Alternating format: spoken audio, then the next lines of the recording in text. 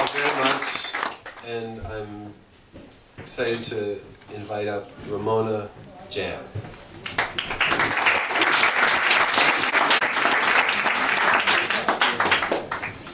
Carry On, a story of baggage.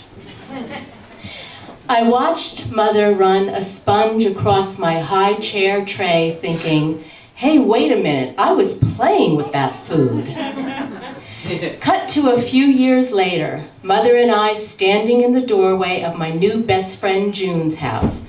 Jesus, Mary, and Joseph, Mother spat under her breath. This place is a royal mess.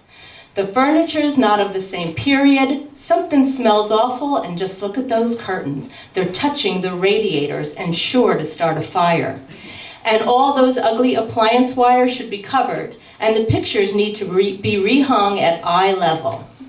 But most important, Mother emphasized, the walls are painted a garish pink, and pink should only ever be used as an accent color.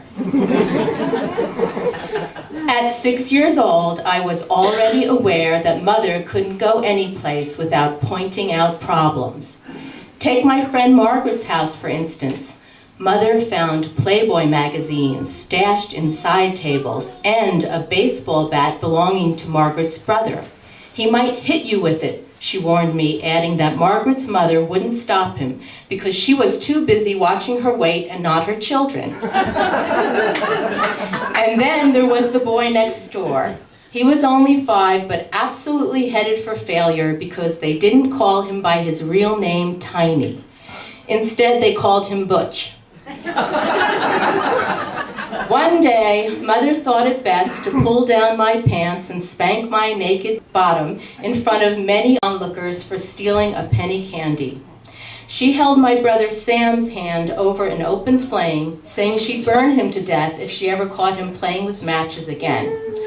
I had to wonder, was it the frustration of keeping the family secrets?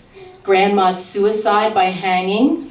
Cousin Andrea's pending sex change operation?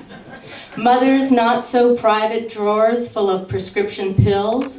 Were these some of the reasons she was so tense? Probably.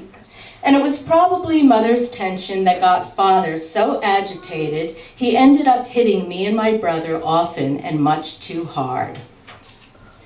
When Mother saw her 2 children clinging to each other for dear life, she enrolled me in ballet school and Sam into the Boy Scouts.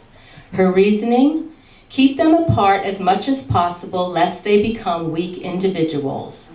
What she got instead was an estranged family. By the time we were teenagers, Sam and I were fully embedded in separate worlds.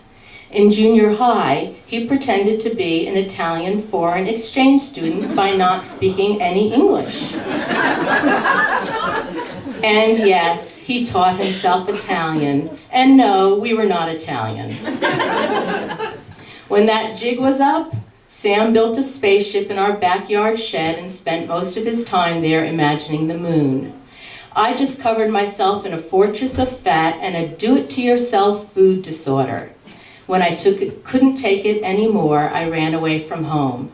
Shortly thereafter, Sam put Father in the hospital with a near-broken back, then disappeared entirely. To survive, I worked as a professional designer and as easily as breathing often pointed out to clients, this place is a mess, and it smells like I don't know what, but don't worry, we'll take care of that.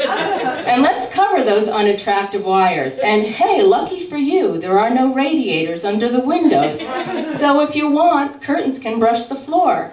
And don't worry about the mixed period furniture. Not all of it's bad, and some combinations do work. Oh, and one more thing. There will be room for an accent color, but not pink.